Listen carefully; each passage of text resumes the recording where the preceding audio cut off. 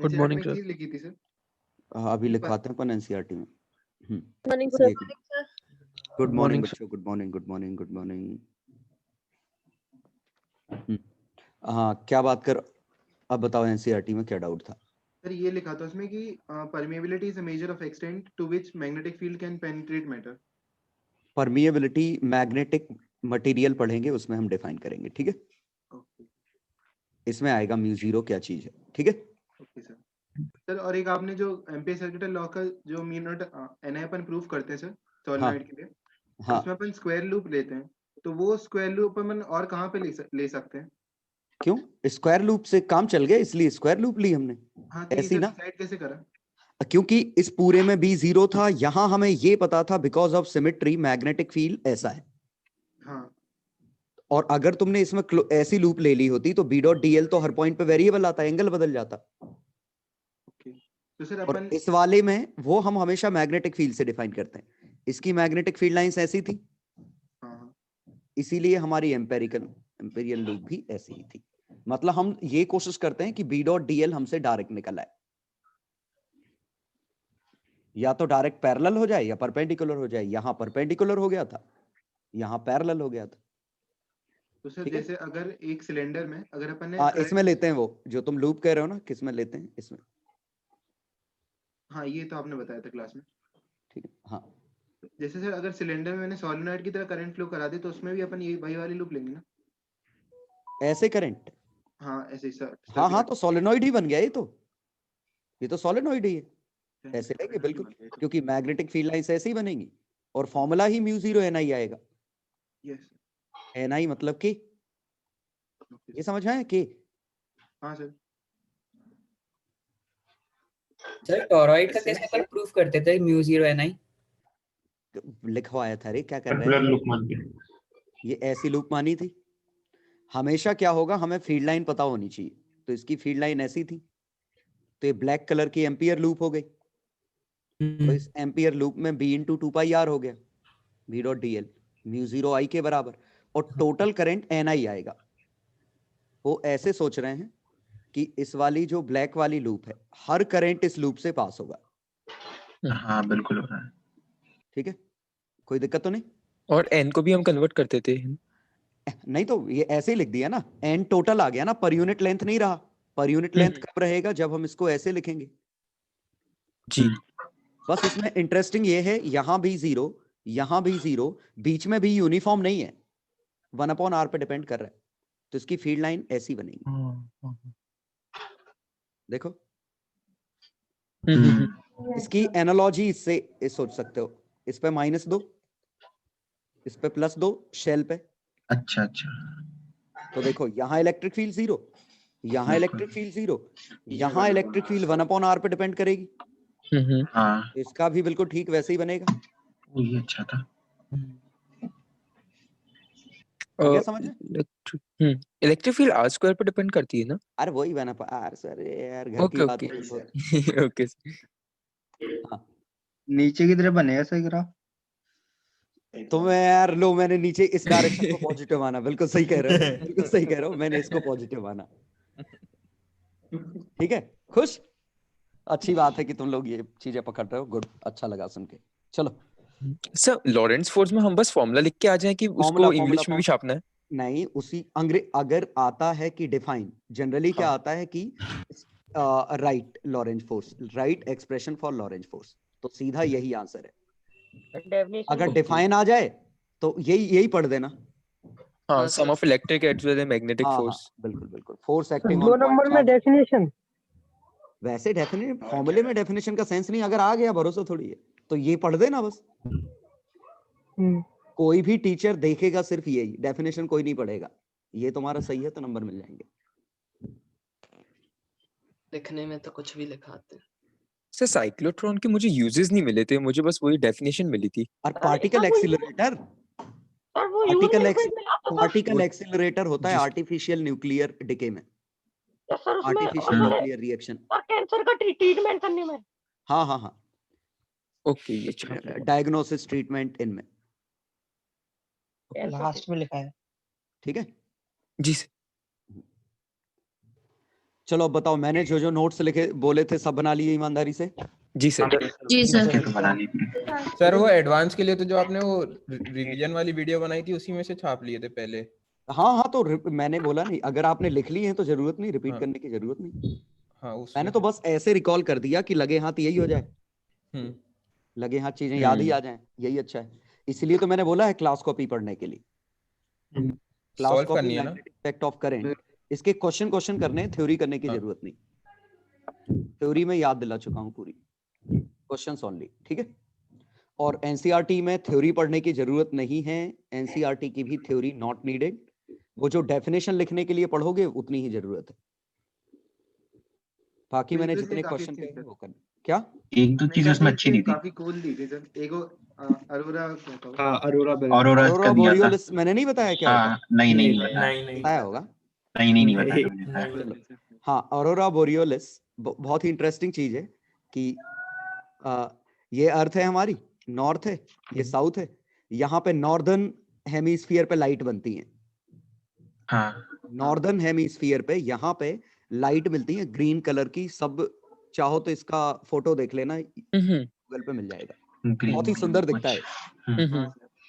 तो ये होता क्यों है? क्योंकि क्या होता है कि यहाँ जब सोलर फ्लेयर्स आते हैं, सोलर फ्लेयर्स जानते हो? जी सर।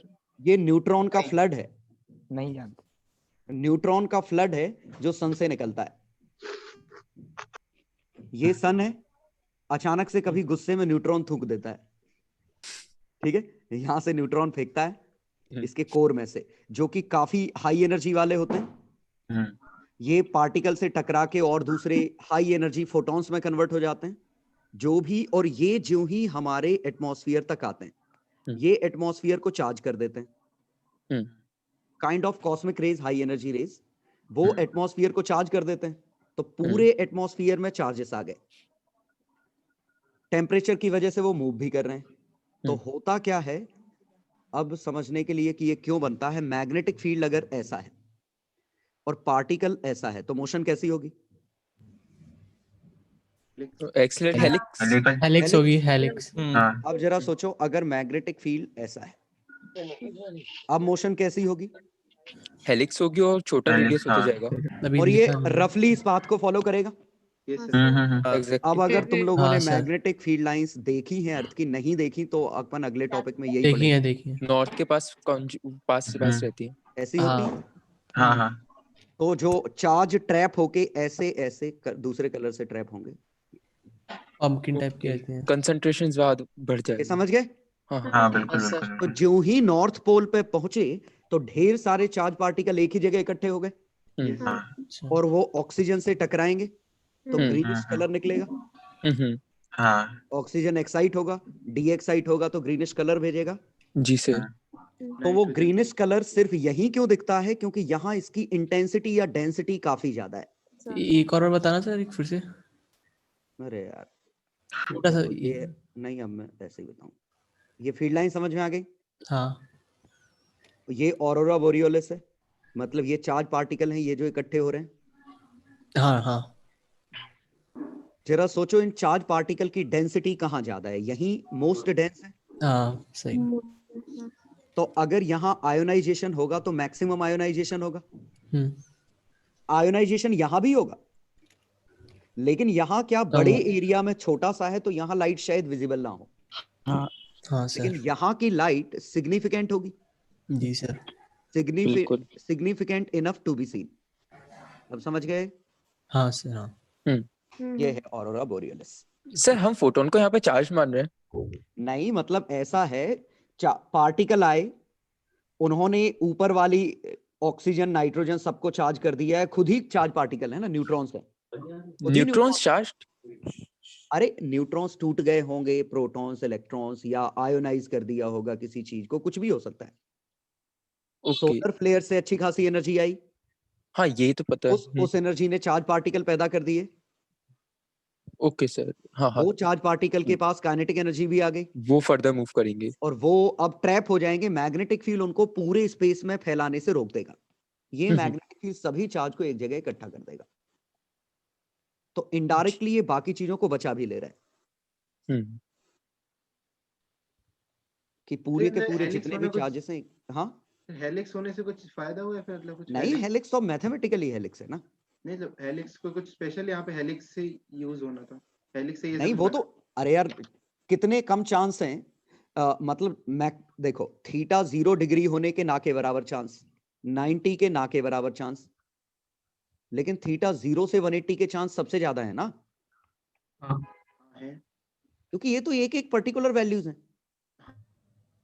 ये रेंज है। समझ गए, ये पूरी एक रेंज है, इसीलिए बहुत पॉसिबिलिटी है कि हेलिक्स ही बनेगा, और हेलिक्स सर, हमेशा हेलिक्स मैग्नेटिक बनेगा। फील्ड के पैरेलल मूव करेगा।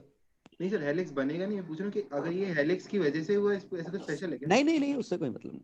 हेलिक्स से फायदा क्या हुआ कि स्ट्रेट लाइन में जाता काफी जल्दी पहुंच जाता, चक्कर लगा के जा रहा है तो उसको टाइम बहुत लग रहा है, तो ये ऑरोरा बोरियोलिस काफी देर के लिए बना। अब समझ गए? सर 24 घंटे स्ट्रीम होते रहते ये तो। हाँ, अरे ये आग वाग लगा देता है क्या? जो फोटोग्राफर्स होते हैं ना, फोटोग्राफर 2-2 महीने पहले से बैठ जाते हैं उधर अपना कैमरा लेके कि जब ये आएगा तब हम ये हाँ हाँ दिखा रहा था। अरे ये सीजनल होता है ना? हाँ वो तो देखो सोलर फ्लेयर्स स्टडी हो गई, लेकिन सोलर फ्लेयर्स काफी हद तक रैंडम टाइप की प्रोसेस है, इसीलिए उनको बैठना पड़ता है, क्योंकि पता नहीं कब सोलर फ्लेयर्स आएंगी, कब सिग्निफिकेंट बनेगा। अब आगे टॉपिक पे आ जाओ अगले पे। ये आग वाग लगा देता है क्या? नहीं नहीं, आगे बात कुछ नहीं। एक उसमें मैग्नेटिक कन्फाइनमेंट भी दिया था एनसीईआरटी में। मैं वीडियो शेयर कर दूँ। बिल्कुल, हाँ, वो मैग्नेटिक हेलिक्स से कुछ- कन्फाइनमेंट ये बहुत इंटरेस्टिंग चीज है, ये सब सिलेबस में नहीं है हाँ। लेकिन है काफी चीजें। बहुत मजेदार था। मैग्नेटिक 2-3 बार में समझ कन्फाइनमेंट में या आया। इसे मैं मैग्नेटिक बॉटल कहूँ, हाँ बॉटल। Yes sir. ये बहुत ही इंटरेस्टिंग है, ये प्लाज्मा स्टोर करने के लिए यूज होता है। हाँ सर उसमें लिखा था। प्लाज्मा क्या है? हाई एनर्जी हाई एनर्जी के मेटल या कुछ भी, हाँ। दरअसल इतनी ज्यादा एनर्जी है कि लिक्विड, सॉलिड, गैस, इनके अलावा चौथी स्टेट प्लाज्मा स्टेट है, जो कि काफी हाई एनर्जी, मतलब सेवरल केल्विन। तो यहाँ बिल्कुल प्लाज्मा मतलब क्या होता है कि ये आयंस के फॉर्म में रहता है, प्लाज्मा मतलब आयंस के फॉर्म में। अब अगर कोई चीज आयंस के फॉर्म में है और इतनी ज्यादा एनर्जी है तो उसको आप किसी डब्बे के अंदर नहीं रख सकते। ये फील करा? ये सो के जाएगा सर। वो आयंस निकल जाएंगे टूट के, समझ गया ना? दूसरों को कर देंगे, एक्सेप्ट बाहर निकल करते जाएंगे। आखिरकार खाली जगह हर जगह है ना।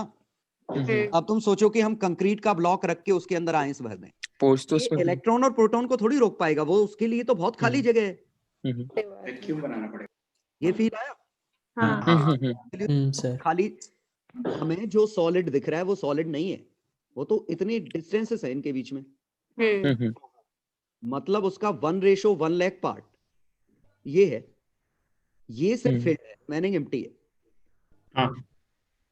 तो अब अगर इसको पकड़ के रखना है, चूंकि ये आयंस हैं, तो ये आयंस और हाई एनर्जी आयंस ये तो बाहर निकल जाएंगे, तो इसके लिए हम ऐसी जुगाड़ रखें, और जुगाड़ क्या थी? ये नॉर्थ पोल लिया, ये साउथ पोल लिया। इसकी मैग्नेटिक फील्ड लाइंस कैसी बनेंगी? Parallel uniform. नहीं ऐसी होगी। हाँ ये समझ गए? हाँ हाँ रफली यूनिफॉर्म, कुछ लेकिन ऐसी pulsed। बनेगी। हाँ और अब जो चार्ज प्लाज्मा इसके अंदर, ये प्लाज्मा इसके अंदर हवा में ट्रैप हो जाता है। ये देखो कैसे होता है कि किसी चार्ज पार्टिकल को हमने दी वेलोसिटी इस तरफ, ठीक है, तो इसका हेलिक्स बनता है ऐसा ऐसा ऐसा ऐसा ऐसा ऐसा, ऐसी में। हाँ आगे पीछे होता रहता है, यहां से आगे जाएगा, फिर पीछे हो जाएगा, फिर आगे जाएगा, फिर पीछे हो जाएगा। पीछा क्यों हो गया? ऐसा तो वो काफी इंटरेस्टिंग है ऐसा समझना, क्योंकि यहाँ 2D में ये समझाना बहुत मुश्किल है। मिस्टर टोराइड को एक्चुअली कुछ ऐसे समझ लो, अभी आ जाएगा समझ। इस पे फोर्स की डायरेक्शन ये है, ये मानते हो? अब जब इसके पास वेलोसिटी इधर आने लगेगी तो फोर्स की डायरेक्शन पलट जाएगी, इस तरफ आ जाएगी। ये सोचना पड़ेगा तुम्हें, क्योंकि मैग्नेटिक फील्ड तिरछा हो गया। उसमें क्या था जो हम अभी बोरियोलिस कह रहे थे, उसमें सीधा मतलब इसके बाद ये फैला नहीं था मैग्नेटिक फील्ड, हमेशा ये समझ गया नैरो होता गया था, इसलिए वहां डायरेक्शन नहीं बदली थी। यहाँ बीच में बल्ज हो विड्थ गया। बढ़ गई और बाद में फिर नैरो हो गया, तो मैग्नेटिक फोर्स की जो डायरेक्शन है यहाँ ये रहती है, यहाँ ये रहती है। एक्शन को मतलब तो इसीलिए बीच में ये क्या कर रहा है, इसको आगे ले जा रहा है, फिर बाहर आके रोक देगा। ठीक है, सर ये चीज हमें इंश्योर करनी पड़ेगी ना कि बल्ज आ जाए। बल्ज आएगा ही ना, वो तो आएगा ही। इसके बगल में मैग्नेटिक फील्ड स्ट्रांग है, यहाँ स्ट्रांग है, बीच में कमजोर होगा। नहीं, अगर हमने काफी बड़े मैग्नेट्स ले लिए तो उसमें बल्ज आने की चांसेस काफी कम है बीच के पोर्शन में, तो यूनिफॉर्म नहीं मिलेगा हमें। एग्जैक्ट यूनिफॉर्म तो फिर भी नहीं हो सकता है, नॉर्थ और साउथ में एग्जैक्ट यूनिफॉर्म कैसे हो सकता है? एग्जैक्ट यूनिफॉर्म नहीं हो सकता। हाँ, ये नहीं हो सकता। जी सर।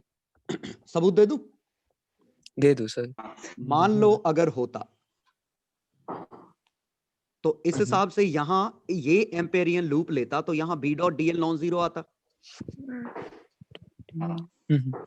मतलब अंदर करंट स्टोर होना चाहिए, लेकिन अंदर तो हवा है, खाली जगह है, बिल्कुल बिल्कुल। तो कंट्राडिक्शन हो गया ना हम्म। कि यूनिफॉर्म मैग्नेटिक फील्ड लाइन ऐसी बन ही नहीं सकती थी। हाँ सर, कहीं ना कहीं अब कटेंगी वो जब चीजें। इसमें करोगे तो इसमें क्या हो रहा है कि यहाँ पे ये एंगल 90 नहीं है, ये 90 नहीं है, तो बी डॉट डीएल इनका भी आ जाएगा कुछ ना कुछ, जी सर। और यहाँ भी आएगा कुछ ना कुछ। वो कटेंगे। ठीक है, जी सर, समझ गया। सर एनसीईआरटी में डाउट था, मैंने आपसे पूछा था, उस समय समझ में नहीं आया था टेलीग्राम पर कि सर उन्होंने बोला है कि it turns out that we have time dependent current, तो Newton third law may not hold for forces between charges and conductor. An essential consequence of the Newton third law in mechanics is conservation of momentum in an isolated system. बिल्कुल सही है। अरे ये वाले मैंने ये example दिया था कि ये चार्जेस के मोशन का दिया था कि इसमें मैग्नेटिक फील्ड का तुम थर्ड लॉ लगाओगे तो गलत हो जाएगा ना। सोचो, ए ने बी पे मैग्नेटिक फील्ड कितना लगाया, ए का बी पे है कुछ ना कुछ। तो एफ मैग्नेटिक ऑन बी आएगा कुछ ना कुछ, ऑन बी पार्ट है ना, तो वी बी क्यू ऊपर की तरफ आ गया। अब जरा ऑन ए देखो, ए पे मैग्नेटिक फील्ड 0 है, इसकी वजह से कैसे कह पा रहा हूं? पैरेलल।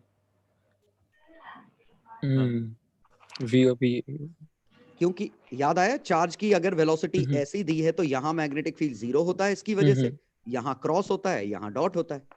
जी सर, रेडियली। तो अगर मैं ए पे स्टडी करना चाहूं, ए पे, तो ए पे बी की वजह से ड्यू टू ये वाला इज 0, तो F magnetic on A is 0।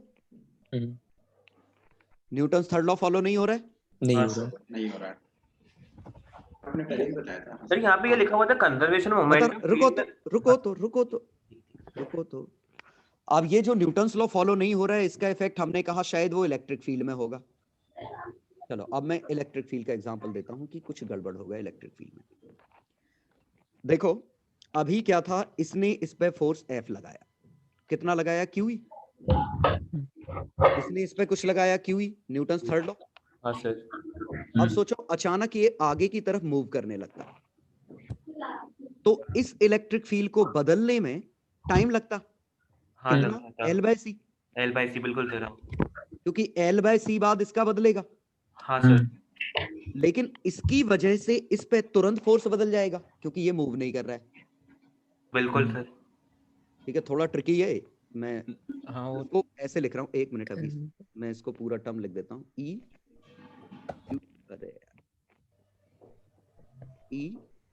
Due to 1, ये ड्यू टू 2, यहां तक समझ में आया? हाँ सर। हाँ। अब मैंने क्या किया कि इसको मैंने वेलोसिटी दी और ये आ गया यहां पर। तो सिर्फ ये क्वेश्चन बताओ कि इनमें से किसका इलेक्ट्रिक फील्ड बदला है, 1 का या 2 का? 1 का। 1 का। 2 की तो फील्ड लाइन चेंज ही नहीं हुई, 2 की खुद की लाइन तो वैसी की वैसी है। हाँ। तो इस पे जो फोर्स आएगा वो QE due to 2 at a sudden change हो जाएगा, क्योंकि इसका ऑलरेडी इलेक्ट्रिक फील्ड यहां कुछ और था, 2 की वजह से यहां कुछ और था। हाँ। बदल, जहां समझ गया ना, ये हाँ। टाइम के हिसाब से नहीं बदल रहा है, पोजीशन के हिसाब से बदल रहा है। हाँ और सर। पोजीशन के हिसाब से तो हमेशा से अलग अलग था, हम्म। लेकिन 1 का 2 पे कुछ देर के लिए तो यही रहेगा,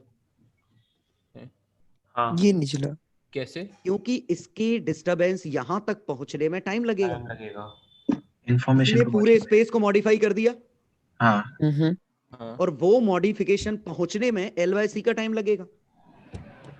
सी हमारी speed of light. c speed of light है। Speed of light. तो ठीक अब है। जरा समझो, t इक्वल टू 0 से t इक्वल टू L/c पे QE फोर्स कंट्राडिक्शन है, कंट्राडिक्शन है।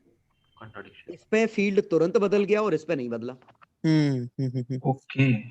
तो इस दौरान न्यूटन थर्ड लॉ गलत हो गया। हाँ समझ गए? अच्छा ठीक है। सर 2 और की वजह इसका- से 1 पे आपने अलग अलग क्यों बोला था, इस साइड अलग और इस साइड अरे अलग? ऐसे बोला था, रुको, ये 2 है, अभी समझाता हूं। इसकी वजह से यहां पे इलेक्ट्रिक फील्ड है 1, इसकी वजह से यहां पे इलेक्ट्रिक फील्ड है 2, यहां पे इलेक्ट्रिक फील्ड है 0.5। ये समझ में आ रहा है? हाँ ये इसकी फील्ड लाइन है 2 की। अब मैं 1 की फील्ड लाइन बना रहा हूं, 1 की फील्ड लाइन। इसका इलेक्ट्रिक फील्ड यहां है 1, यहां है इलेक्ट्रिक फील्ड, सॉरी वैसे वो एरो उल्टे, वैल्यूज उल्टी हैं। भाई पास जाता हूँ। ठीक है, तो ये आया कितना 0.5, ये आया 1, ये आया 2। यहां तक कोई दिक्कत? फिर मैंने से values- उल्टा लिखा है सर। फिर उल्टा लिखा है, ठीक है कोई फिर दिक्कत नहीं, अभी ठीक कर लेंगे उसको। तो 1/. ठीक है 2.5, यहां तक ठीक है। बिल्कुल सर। जी सर। अब देखो 2 पे फोर्स निकालते इस समय, तो फोर्स ऑन 2, इस पे फोर्स कितना आता? Q इंटू 0.5 आता। इस पे फोर्स कितना आता? Q into 0.5। यहां तक ठीक है? न्यूटन थर्ड लॉ ट्रू है। हाँ जी। अब हम क्या कर रहे हैं कि मैं अगर इस चार्ज को मूव करता हूं, नीचे वाले चार्ज को, इसको मूव करता हूं, तो ये चीजें बदलेंगी। ये समझ में आया? हाँ सेम पोजीशन पे टाइम के हिसाब से फील्ड बदलेगा। हाँ एक मिनट समझो, इसी सही, पोजीशन सही। पे टाइम के हिसाब से बदलेगा। हाँ ठीक है, तो ये अगर उठ के यहां आ गया, ठीक है, तो ये दरअसल यहां मतलब यहां है। हाँ सर। आया समझ में? और जो ही ये उठ के यहां आया, मान लो dt 0 टाइम में आ गया, तो ये उठ के यहां आ गया, तो इसमें फोर्स कितना आ गया? Q into 1. Q into 1। 2Q। और ये तुरंत आ जाएगा, पहले ये फील करो, इस पे फोर्स तुरंत आ जाएगा, हाँ क्योंकि इसको उठाकर रखा है। पोजीशन क्योंकि डिपेंडेंट इलेक्ट्रिक फील्ड तो है ही, क्योंकि इसका इलेक्ट्रिक फील्ड टाइम के साथ नहीं बदल रहा है, पोजीशन के साथ। तो ये तो तुरंत बदल जाएगा। लेकिन इस ये जो एक्सपीरियंस करेगा, वो इस बदलाव को एक्सपीरियंस करेगा। इसके मूवमेंट की वजह से इस पॉइंट पे बदलाव आ गया एक, और वो चेंज प्रोपेगेट करने में टाइम लेगा, बिल्कुल ग्रेजुअली चेंज होगा। इसीलिए जब तक ये पहुंचेगा तब तक ये न्यूटन थर्ड लॉ फॉलो नहीं करेगा। सर पर डिपेंडेंट नहीं करेगी। अगर अपन कह रहे हैं इस पे कि फोर्स आएगा, एक मिनट, इस पे फोर्स अभी भी Q इंटू 0.5 आएगा। तो सर ये समझ गए? कैसे? कुछ सर, देर ये- बाद ये Q इंटू 0 प्लस पे अभी। हाँ 1 हो जाएगा। सर, बीच वाली चीजें भी लेगा बीच 1/5 के। हाँ तो बीच में इक्वल टू 0 से d बाय c है, d ये है, वहां तक गड़बड़ हुई थी, हाँ सर। लेकिन प्रैक्टिकली ये गड़बड़ है नहीं। अब समझाता हूं क्यों। ये गड़बड़ क्यों ही? क्योंकि इलेक्ट्रिक फील्ड टाइम के साथ बदल रहा है, हाँ सर। मतलब signal left to right move कर रहे हैं, हाँ सर। मतलब कोई चीज इंफॉर्मेशन को कैरी कर रही है, कोई चीज। हाँ सर। वही फोटॉन्स है। दरअसल इलेक्ट्रिक फील्ड का इंटरैक्शन मतलब फोटॉन्स का एक्सचेंज। तो ये फोटॉन्स यहां से यहां तक मूव कर रहे हैं, और चूंकि फोटॉन्स मूव कर रहे हैं तो इनके पास एक मोमेंटम भी होगा। हाँ सर। तो जो लॉस या जो डिफरेंस आ रहा है वो इस मोमेंटम में डिफरेंस आ गया है, वो एक्स्ट्रा मोमेंटम फोटॉन्स के पास है। ओके समझ गए? हाँ सर। तो वो हम भूल जाते हैं हम, क्योंकि इसके पास Q इंटू 0.5 है, बचा हुआ कहाँ है? तो बचा हुआ फोटॉन्स के पास है। Okay sir. तो सर, ये- अभी भी हमारा तो- न्यूटन्स लॉ गलत नहीं हुआ? तो ये फोटोज इसीलिए न्यूटन्स लॉ में फोर्स से स्टडी नहीं करना, डीपी बाय डीटी कांस्टेंट है, ये हमेशा सही है। हाँ सर। अब इसमें P momentum carried bye bodies, momentum carried bye photons, momentum carried bye neutrons, neutrino, जितनी भी चीजें हैं सबका शामिल है। जी। मतलब did you photon photon- should be the integral part of this system. Sir अपन ये जो कह रहे थे कि उसमें चेंज होने में d by c का टाइम लगेगा, हाँ तो वेलोसिटी का फंक्शन नहीं होगा, मतलब उस पे उसकी खुद की नहीं, वेलोसिटी अरे अरे ये तो सिग्नल है, सिग्नल एक जगह से दूसरी जगह पहुंचेंगे तो वो तो वेव डिसाइड करेगी ना कितनी देर में पहुंचना है। वेव डिसाइड करेगी। हाँ हाँ चार्ज ने मुक्का थोड़ी मार दिया उसमें। हाँ मैं वही सोच रहा था पहले। तो साउंड की तरह है कि इसने चिल्लाया, इस तक कब पहुंचेगा वो इस पे डिपेंड नहीं Medium. करेगा कि ये कितनी जोर से चिल्ला रहा है। Doppler effect. सर इसी की जगह अगर पोटेंशियल कैलकुलेट करना होता तो उसमें आता तो- एकदम से चेंज। पोटेंशियल में, अगर पोटेंशियल में चेंज नहीं आता तो del V by del R में चेंज नहीं आता, तो पोटेंशियल में भी चेंज आएगा, नो डाउट। सर पर इसका मतलब कि अपना कूलम लॉ कुछ मतलब मूविंग चार्जेस से ट्रू नहीं होगा फिर तो कुछ समय के लिए। हाँ लेकिन प्रैक्टिकली कितना सा टाइम लगेगा, ना प्रैक्टिकल थोड़ा डेफिनेटली टाइम नहीं लगेगा। समझ गया ना? प्रैक्टिकली हम इसको इग्नोर मार देते हैं। तो वो बस ये है कि न्यूटन्स लॉ की वैलिडिटी अब भी है, लेकिन वो वैलिडिटी कैसे है, अब एक और टर्म जोड़ना पड़ा, कंजर्वेशन ऑफ मोमेंटम। ठीक। तो साइंस धीमे धीमे इवॉल्व हुई है, तो सडन नहीं हो गया कि न्यूटन को सब कुछ पता था। हाँ, वही न्यूटन ने दिया, बाकी लोग उसको मॉडिफाई करते गए। हो सकता है न्यूटन के हिसाब से ये यही लॉ था, हो सकता है न्यूटन कह रहे हैं कि ये भी चीज सही हो, ये भी चीज सही है, लेकिन बाद में साइंटिस्ट को समझ में आया नहीं ये गड़बड़ है, ये सही है। फिर स्यूडो फोर्स का कॉन्सेप्ट आया, फिर क्लासिकल के बाद क्वांटम आई, उसने बिल्कुल ही बदल दिया। ठीक है सर, इधर जब हमने इलेक्ट्रिक फील्ड के नजरिए से देखा तब तो चीजें सही लगी, बट मैग्नेटिक फील्ड के नजरिए से अभी भी कॉन्ट्राडिक्शन दिख ही रहा है ना? मैग्नेटिक फील्ड आएगा ही नहीं, इसका सेम लाइन पे है, ये सेम लाइन पे है, तो मैग्नेटिक फोर्स आएगी नहीं ना। हाँ वही, मतलब एक का फोर्स लग रहा है और दूसरे का फोर्स नहीं लग रहा, तो न्यूटन्स लॉ यहाँ पे तो गलत हो गया ना। तो यहाँ तो दोनों का नहीं लग रहा है, इसमें गलत हुआ था। तो इसमें हाँ, हमने इस ये भी वाले तो कह दिया था, मूविंग फ्रेम में ये आर बदलता है, लॉरेंस हाँ। कॉन्ट्रैक्शन। ओके, याद आ गई। हाँ समझ गए? जी सर, ज्यादा दिमाग मत लगाओ, बस इतना समझो कि ये उसका मीनिंग मैंने समझा दिया, मीनिंग क्या है। समझ। ठीक है, चलो। बाकी कोई जितना मैंने नोट्स लिखवाए उसमें कोई दिक्कत नहीं। आप लोग सभी? और हालांकि ये सॉलिड का पूछा तो नहीं है, लेकिन ये अगर आता है तो मेरे ख्याल से नोट्स आप लिख लोगे, R less than R, R more than R, क्योंकि एनसीईआरटी में था। क्लास में ही किया था ये तो। आईआईटी के लिए लिखा था, सेम वैसे ही लिखना है। हाँ। फिगर ये ग्राफ बनाया था ना, ठीक है? तो बाकी में कहीं कोई दिक्कत ऐसी है नहीं। सर फॉल्स पोल्स एग्जिस्ट करते हैं क्या? फॉल्स पोल्स क्या चीज है ये? सर जैसे अगर हम लोग एक बार मैग्नेट को लटकाते हैं तो वो नॉर्थ की तरफ ऊपर हो जाता है और साउथ नीचे हो जाता है, जो शो करता है कि अगर ऊपर नॉर्थ है तो वो तो रिपेल करना चाहिए था। समझ गए? नहीं तो सर, अर्थ का ये मैग्नेट बचा है, उल्टा लगा है। नहीं अरे टॉपिक बचा It is है, matters इसका मतलब ये है, इस अच्छा टॉपिक में इसके आंसर मिलेंगे। Okay sir. ठीक है, हाँ भी टॉपिक बच्चा है। वो एक दिन का है, एनसीईआरटी में अगला ही चैप्टर है। हाँ, कोई ये कंफर्म magnets करके वगैरह बता दो का- ये हट तो नहीं गया। सर केमिस्ट्री में जी। भी जरूर पढ़े थे वैसे मैग्नेट्स वगैरह की, तुमने बोला वैसे था। मेंस में तो आएगा, छोड़ो यार, हट नहीं हटाओ क्या। हाँ। सर कम्युनिकेशन सिस्टम भी आपको आप पढ़ाओगे ना? जरूर जरूर, तुम चिंता मत करो। Okay sir. क्या मैं ये भरोसा कर सकता हूँ कि तुम खुद से पढ़ लोगे? तुम बोलो तो फिजिकल बिल्कुल बॉडी नहीं, पढ़ा बिल्कुल दे। नहीं ना? बिल्कुल हाँ, नहीं। तो पढ़ना पड़ेगा। Yes sir, okay sir. तुम जो मैं कह रहा हूँ करते जाओ, टेंशन मत लो कि स्कूल का कैसे होगा, कौन सा कैसे होगा, बस जो जी कह रहा हूँ sir. As it is follow करो। ठीक है, सर कहीं वो तो दिक्कत नहीं ब्लाइंडली आएगी। फॉलो करता है। बिल्कुल कहीं दिक्कत नहीं आएगी, ना तुम्हें स्कूल में, ना आईआईटी में, ना मेंस में, ना जिंदगी में कभी। Okay sir. ठीक है, तो पेपर निकाल लो फिर। पहले बता दिए सर। चलो पहले ही बता पहले ही बता दूं। क्यों? सुनो, पहला हमने क्वेश्चन ratio ऐसा लेना था। था, एक मिनट, स्केल हमने यहां बनाया है, तो हम नहीं चाह रहे कि ये वाला पार्ट एक्सपांड करे, इसका एक्सपांशन हमें 0 करना है। तो बड़ी रॉड का डेल्टा L1 और छोटी रॉड का डेल्टा L2 काट दो। समझ गए? हाँ L1 alpha 1 delta T, L2 alpha 2 delta T equal to 0। उसे पढ़ के ऐसी फील आ रही थी, ऐसे कुछ होना होगा। हाँ सर बॉम्बे आया था, बॉम्बे आया था, बॉम्बे आया था, बॉम्बे आया था, बॉम्बे आया था सर, बॉम्बे आया था। फॉरेल इनवर्स रेशियो में आएंगे ना। तब बॉम्बे आया था बस बस बस सर, जो लिखा उस हिसाब से बॉम्बे है। 1.2 1.8 अल्फा आयरन, आयरन कम है तो उसकी लेंथ ज्यादा आएगी।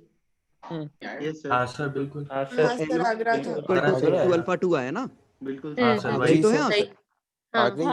सही है हाँ वही तो आ रहा है। सही है सर। चलो सेकंड का है प्रूव। सर इसमें टेम्परेचर ही नहीं दिया। होता क्या है वो कॉमन टेम्परेचर ही नहीं दिया। तो आइस वो जीरो ही मानेंगे उसका। आइस किसने बताया था? कुछ भी टेम्परेचर मान लो, फर्क नहीं पड़ता ऑप्शन। आइस किसने बताया था? वो कुछ मान नहीं पाते। बस सुनो शांत हो जाओ। देखो आगरा तो हो नहीं सकता क्योंकि मिक्सचर हो तो 0 पे ही रहेगा। चेन्नई हो नहीं सकता, तो दिल्ली हो, एक ही है बॉम्बे। सर वही तो सर बॉम्बे सही ऑप्शन। ये नहीं माना जाएगा। टेम्परेचर नहीं दिया। गलत बात है, ये गलत बात है। ऑप्शन पढ़ने से वो छोड़ दिया था। अब ये नहीं बॉम्बे बिल्कुल सही है। बॉम्बे आइस भी नहीं बताया था। एक बार हुआ था गलत, कुछ सही हो गए थे। मैं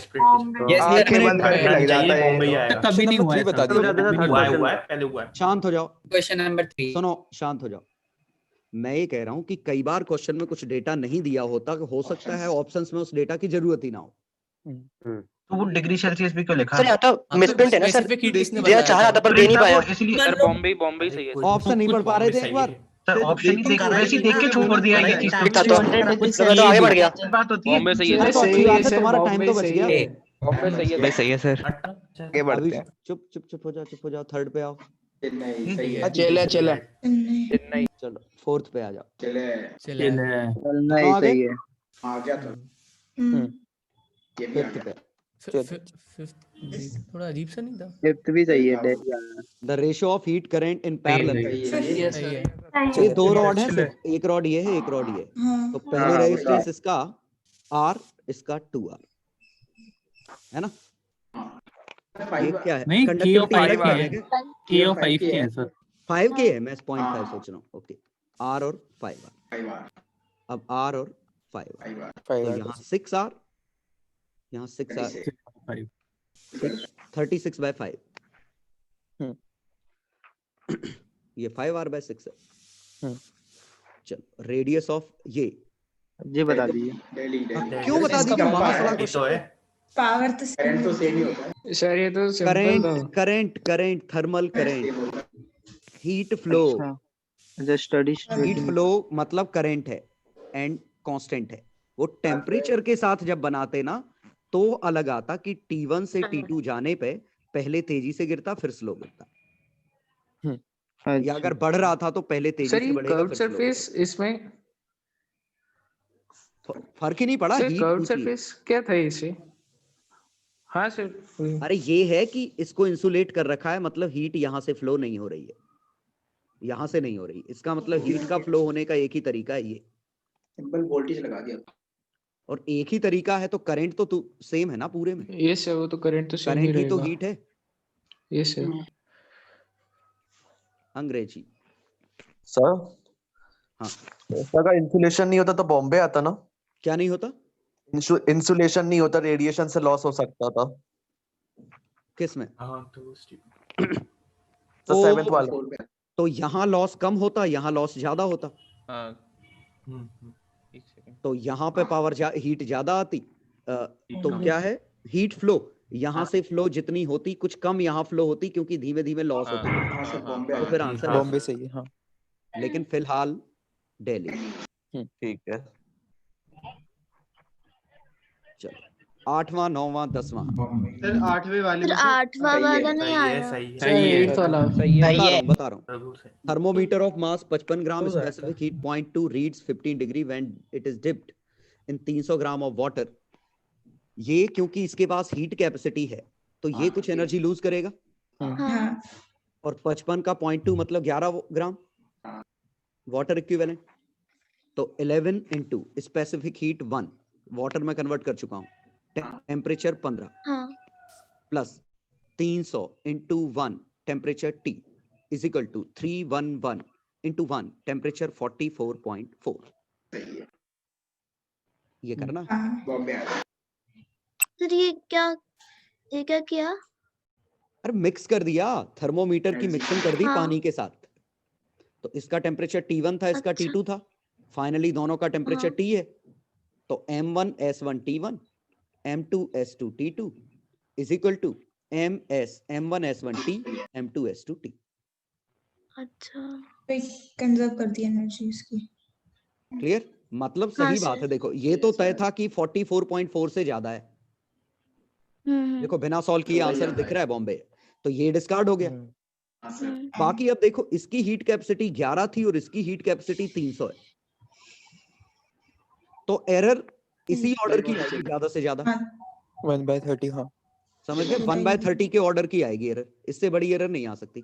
तो 1/30 के ऑर्डर की मतलब 44 में 1/30, तो 1/8 डिग्री का मुश्किल से एरर आएगा। सही है सही ये 1/30 कैसे बोला?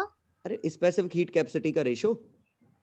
वो एरर देखो एक की हीट कैपेसिटी H1 है, एक की H2 है, T1 है, T2 है।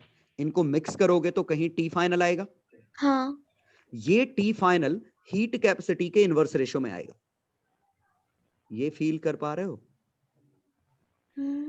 याद दिलाता हूं 15 रुपए पर किलोग्राम राइस है, 10 रुपए पर किलोग्राम राइस है, ठीक है? हाँ इन दोनों को मिक्स करोगे तो जो कीमत आएगी 10 से 15 के बीच में आएगी।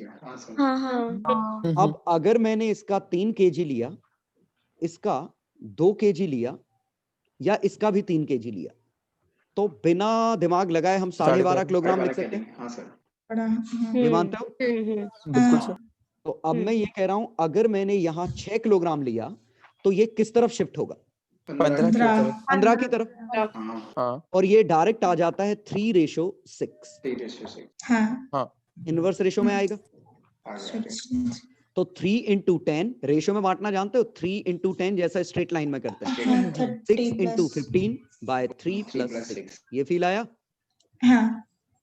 ठीक हाँ यही सर, चीज इसमें, ठीक यही चीज इसमें है कि ये H2 और H1 के इनवर्स रेशो में बटेगा। अब इनवर्स रेशो में कैसे इसको फील कर लेते हैं? जैसे इसका 12 डिग्री सेल्सियस है, इसका 50 डिग्री सेल्सियस है, ठीक है? तो अगर इसका हीट कैपेसिटी 10 है, 10 इसकी हीट कैपेसिटी भी 10 है, तो दोनों एक तरीके से आइडेंटिकल बॉडीज हो गई। हाँ आइडेंटिकल बॉडीज हो गई तो मिक्स करोगे तो मिड पॉइंट आएगा।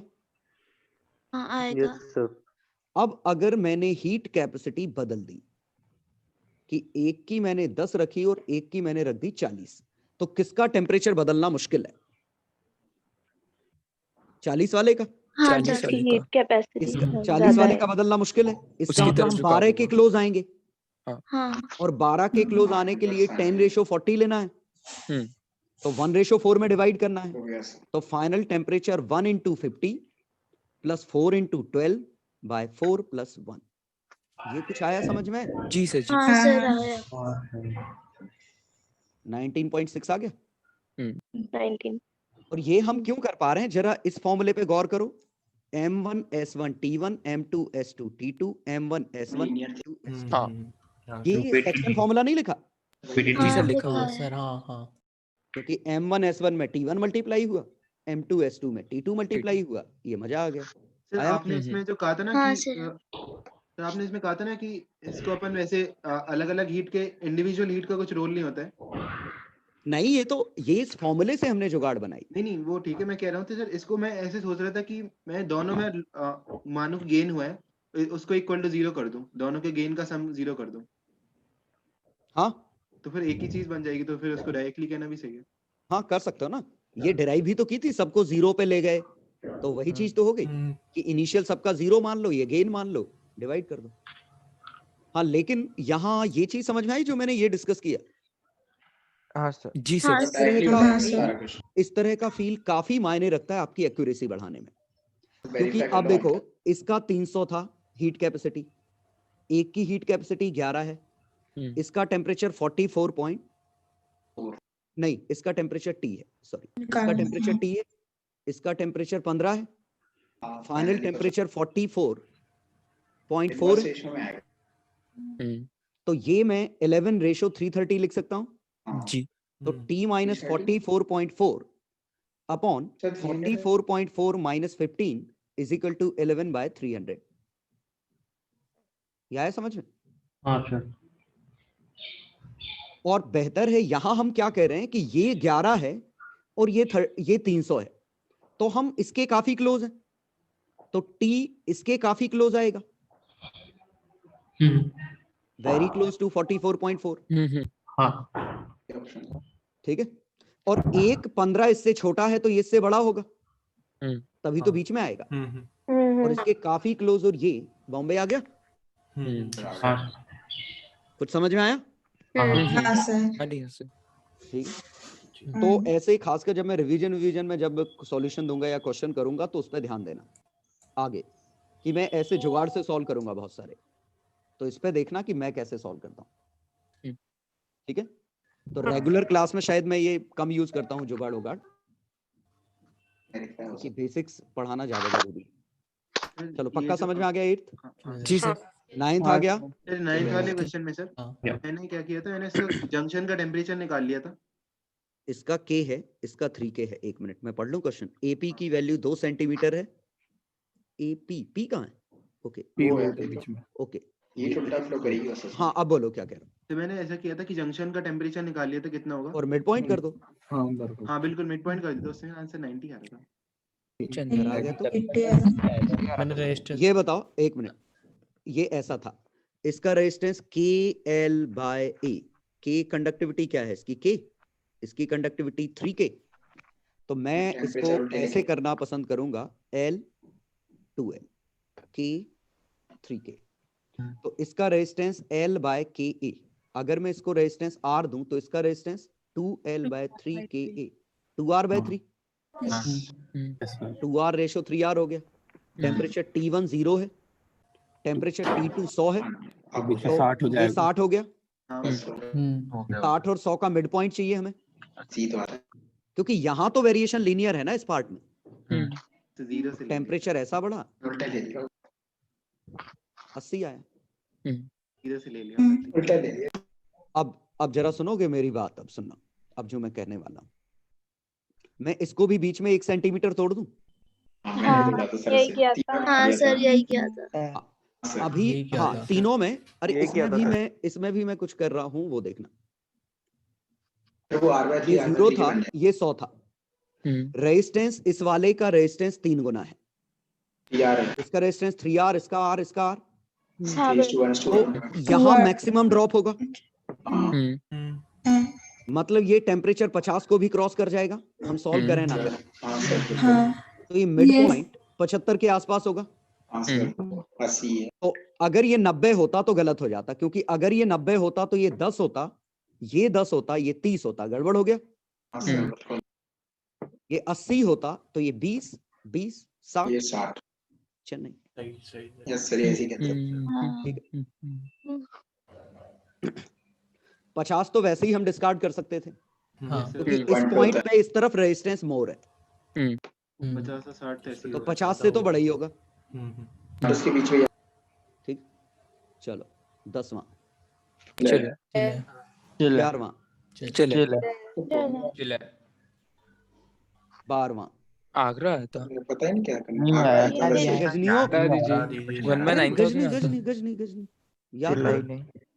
अरे यार रोजीएस लगाना था, यही सर, इसका लेकिन मैं मैच नहीं कर रहा। अब मैच कर रहा हूँ नहीं कर रहा हूँ वो अलग चीज है। ρ1 GH1 इक्वल टू ρ2 GH2, यही लगाते हैं। यही लगाया था। क्या लगाया था? यही लगाया था। टेम्परेचर को ध्यान रखते हुए। हाँ, इसको रोडेश मान लिया, इसका रोडेश मान लिया। हाँ ठीक है। Yes sir. ये कितना है? 95। दूसरा कितने पे? 5 5 और वो सेंटीमीटर्स भी देख लीजिए, वो अलग अलग है। वो तो ठीक है, नहीं मैं डेंसिटी की बात करूं। इसका 5 डिग्री सेल्सियस है ना? हाँ, इसका 95 डिग्री सेल्सियस है। छोटे वाले का भी तो इसकी डेंसिटी अगर मैं रो मानूं तो इसकी डेंसिटी क्या होगी? Rho 19 rho 1 minus gamma into 90। जी सर। तो rho g H1 is equal to rho 1 minus gamma 90 g H2। H2 कितना है? 52 एग्जैक्टली। रो जी रो एग्जैक्ट नहीं आएगा, आंसर बता रहा हूँ अभी। 51/52 1 माइनस गामा इंटू 90 ये 1 minus 1/52 1 minus gamma into 90 approximately ये 1/50 है। गामा इंटू 90 गामा की वैल्यू 1/4500 के करीब आई। ये आ रही थी। छोटे वाली ब्लॉक्स भी दिए हैं, उनका मैंने लिया था। उनकी जरूरत किसी की जरूरत नहीं। हाँ गामा की वैल्यू ये, अभी रुको थोड़ा सा कैलकुलेशन बदलेंगे, लेकिन रफ आंसर यही आएगा। कैलकुलेशन बदलेंगे मतलब मैं क्या कह रहा हूं कि अगर हमने 0 डिग्री सेल्सियस को रो माना होता तो इसका आता density rho 1 minus gamma into 5। ठीक है। इसका आता रो 1 माइनस गामा इंटू 95। तो rho into 1 minus gamma into 5 into 51 is equal to rho 1 minus gamma into 95 into 52। ठीक है। रो से रो काटा, 1 माइनस 5 गामा 1 माइनस 95 गामा 52/51। अब मैं इसमें बाइनोमियल लगा दूं तो हमारा पुराना आंसर बन जाएगा। लेकिन बाइनोमियल ना लगा के कंपोनेंट और डिविडेंड लगाऊं तो थोड़ा अलग आंसर आएगा। ठीक है, आएगा। ज्यादा अंतर नहीं आएगा। 51 into 5 gamma 52 minus 52 into 95 gamma. 52 minus 51 अलग किया 1 और गामा की value 95 into 52 minus 51 into 5। 51 common है। ठीक है, इसमें से 51 कॉमन कहाँ आ रहा है? 5 कॉमन आ रहा है ना? कोई 4500 के आसपास आएगा। हाँ रफली वही आएगा। लेकिन ये जो शायद इनके अजीब से आंसर आ रहे हैं, ऑप्शंस में गड़बड़ है। सर एक चीज आंसर होना चाहिए था। हाँ नहीं होगा, एक भी नहीं। कर दीजिए सर। ये जो ऊपर बीच वाली रॉड है सर, और किसी की जरूरत नहीं है। बीच में टेम्परेचर अलग-अलग सर मैंने किया था तो उससे एग्जैक्टली मेरा आगरा आया था। बीच में टेम्परेचर बाई 3 करेंगे, बाई 3। हां सब बाय 3 भी तो करेंगे। अज्यूम कर लिया था आगरा में ऊपर 2 होगा। प्लेट्स की तो रो ही डिफाइंड होती है ना। ऐसे कैसे अज्यूम कर लिया? Just second. सर जब मैंने बीच वाली हॉरिजॉन्टल रॉड का निकाला तो उससे मेरा एग्जैक्टली आंसर आगरा आया था। हॉरिजॉन्टल रॉड से आंसर कुछ और आ रहा है। हां सर ये एक्चुअली ऊपर ले गया था ना जब मैंने प्रेशर घटाया था और उन दोनों को इक्वेट किया था तो आया था। बस तो क्वेश्चन वैसे ही गलत हो गया। हाँ, अगर सर, यहाँ कुछ और आ गया तो कॉन्ट्रडिक्शन है, डेटा गलत है।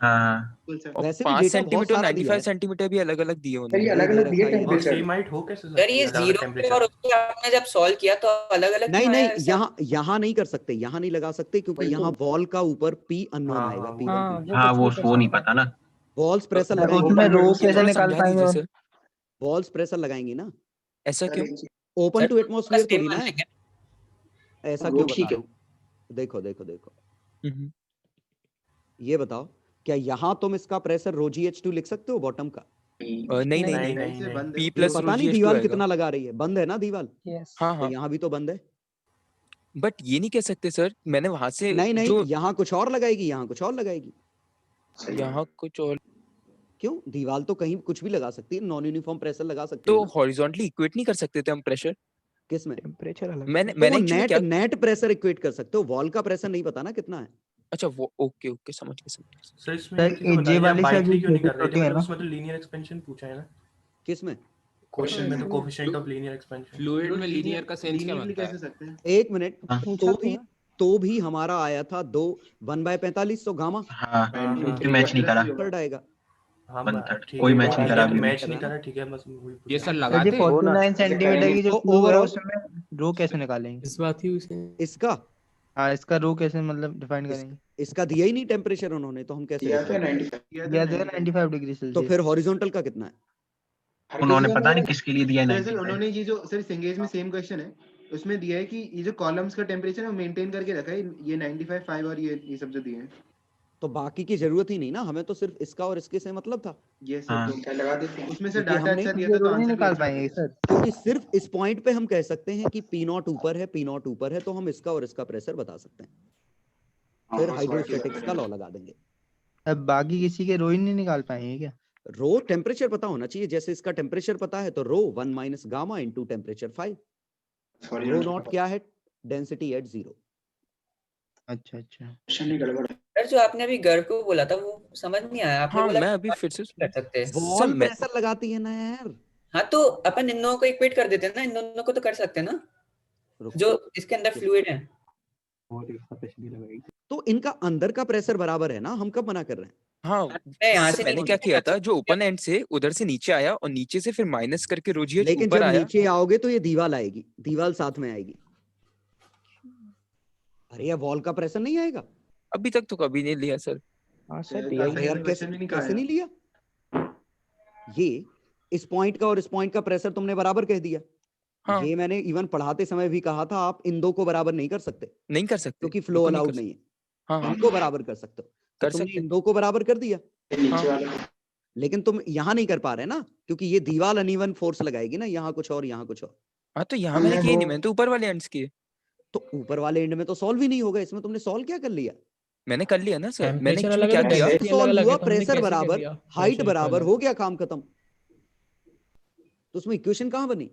इक्वेशन ऐसे बना सर, जो ऊपर रो ओपन जी वाले एच एंड्स आता है। है, चाहे ही नहीं कहीं। से सुनिए तुझे, हाँ जो ओपन वाले एंड्स है, मैं उधर से प्रेशर निकालती आगे हूँ, सबसे तुमने नीचे वाले एंड यहाँ का से है। निकाला ना, यहाँ से आके ऊपर गए हो, यहाँ से नहीं आके ऊपर गए हो। सर, ऊपर वाले एंड से पहले नीचे आया, फिर नीचे से ऊपर गया। और ये मैं क्या कह रहा हूँ कि यहाँ हाँ से हाँ यहाँ गए। हाँ हाँ तो बस इक्वेशन बन गई थी और दोनों को इक्वेट कर दिया। तो यहाँ की डेंसिटी प्रेशर निकालने के लिए इसकी डेंसिटी की जरूरत पड़ी ना। हाँ तो यूज किया यहाँ का ना, प्रेशर कैसे निकाला और वही यहाँ तो का बोल रहा हूँ कैसे सर, निकाला? ओपन वाले एंड से। हाँ मैं ओपन वाले जो एंड्स थे हमारे, उधर से नीचे आया, नीचे से फिर हाँ हॉरिजॉन्टल जाने में तो प्रेशर सेम रहेगा, और फिर हाँ मैं फर्दर ऊपर गया माइनस का हाँ रोजीएच करते हुए, और हाँ उन दोनों को इक्वेट किया तो मेरी इक्वेशन बनी थी और आगरा है था। ओके मैं समझ गया, तुमने इस पॉइंट और इस पॉइंट पे इक्वेट किया है ना। हाँ और वो तुम गए यहाँ से यहाँ, ऐसे बिल्कुल यहाँ से एग्जैक्टली यहाँ। एग्जैक्टली। टेम्परेचर सर 5 और टेम्परेचर भी 95 95 और 5 डिग्री सेल्सियस लेता हुआ चला था, क्योंकि वेरिएबल टेम्परेचर पे वेरिएबल डेंसिटी थी। इसका 95 है, बॉटम का कितना है? बॉटम का नहीं माना क्योंकि जरूरत बॉटम नहीं की जरूरत पड़ेगी, नहीं है हालांकि। फिर छोटे वाले का 5 माना क्योंकि दिया लेकिन है। ये तो गड़बड़ है, क्योंकि हॉरिजॉन्टल लेवल पे प्रेस, एक मिनट मैं जरा ये देखूं। क्योंकि डेंसिटी ये यहाँ टेम्परेचर वेरिएबल है, यहाँ टेम्परेचर वेरिएबल है। क्योंकि ये चीज सही हो सकती है वैसे, क्योंकि जो हम हाइड्रोस्टैटिक्स का लॉ लगाते हैं ना, सेम डेप्थ पे सेम प्रेशर, उसमें लॉजिक ये होता है कि डेंसिटी बराबर होती है। ये हमने सेम डेंसिटी के होमोजेनस लिक्विड के लिए लॉ डिफाइन किया था। यहाँ पे हमने एक वो मारी थी ना, एक हॉरिजॉन्टल फ्लो अलाउड नहीं है ना यहाँ। फ्लो तो वैसे भी नहीं हो रहा। एंड जहाँ से खुली है उधर से नीचे आए हैं, जब उधर कैसे इसीलिए इक्वेट कर इस दिया पॉइंट उधर और इस पॉइंट पे इक्वेट करने में गड़बड़ी है, क्योंकि डेंसिटी डिफरेंट है बीच में। अगर बीच में डेंसिटी पूरे में सेम होती, लेकिन सर हम इन पे तो कर सकते हैं। अगर डेंसिटी पूरे में सेम होती यहाँ से यहाँ तो हम कर सकते थे दोनों जगह बराबर। लेकिन ये टेम्परेचर इधर भी बदला, इधर भी बदला, तो ओवरऑल क्या हुआ, ये गड़बड़ कहाँ हो गई, एक मिनट दिखाता हूँ। देखो इस तरह के क्वेश्चन होते हैं, तो इसमें हम इस पॉइंट और इस पॉइंट में डायरेक्ट लगा देते हैं। क्यों? क्योंकि डायरेक्ट फ्लो अलाउड है। लेकिन अगर क्वेश्चन ऐसा होता, ऐसा, तो ये गड़बड़ हो जाता। हाँ सर। सर इनफैक्ट वो जो छोटी ये वाली जो इस पे जिस पे गर्व ने इक्वेट किया है, सिर्फ वहीं कर सकते हैं ना। हाँ सिर्फ वहीं कर सकते हैं, क्योंकि यहाँ और यहाँ लगाना अब गलत हो जाएगा। बिल्कुल गलत है तो, क्योंकि बीच में डेंसिटी वेरिएबल है। वही मैं सोचा था, आपने लगाया पता नहीं क्यों लगाया। मैंने वो ध्यान ही नहीं दिया कि मैं सोच रहा था कि इसका टेम्परेचर 5 है, इसका 95 और बाकी सबका सेम है। वही मैं सोचा था, अगल बगल वॉल्स बैलेंस कर लेंगी, साइड वॉल्स। और सर अगर जैसा सभी आपने 95 है। वैसे सर ने आंसर सही दिया हुआ है दिल्ली। हाँ तो आंसर अब सही आएगा जो भी है। हाँ सब आगरा का 1/3 करके तो यहाँ और यहाँ नहीं कर सकते, अब यहाँ और यहाँ कर सकते हैं। आगरा 1/3 क्यों करें? लीनियर पूछा था ना उसमें। लीनियर पूछा था। लेकिन फ्लिप्स का तो आपने बोला था लीनियर केस होता है नहीं तो लेकिन पूछा है तो हम यही करेंगे ना। ये यार ये गलती हो गई। तो एक मिनट, आपने बोला था उनका कुछ लीनियर एक्सपेंशन अपन 3 टाइम्स। हाँ तो लेकिन आप पूछ लिया तो हमने मान लिया ना गामा 3 यार अल्फा। सर ये 3 अल्फा ये से कैसे मान लिया? तो उसी से तो आगरा आया था। पूछ ही लिया क्वेश्चन में, हम क्या करें। हाँ सर, तो उससे आगरा आया था 1/3 करने पर।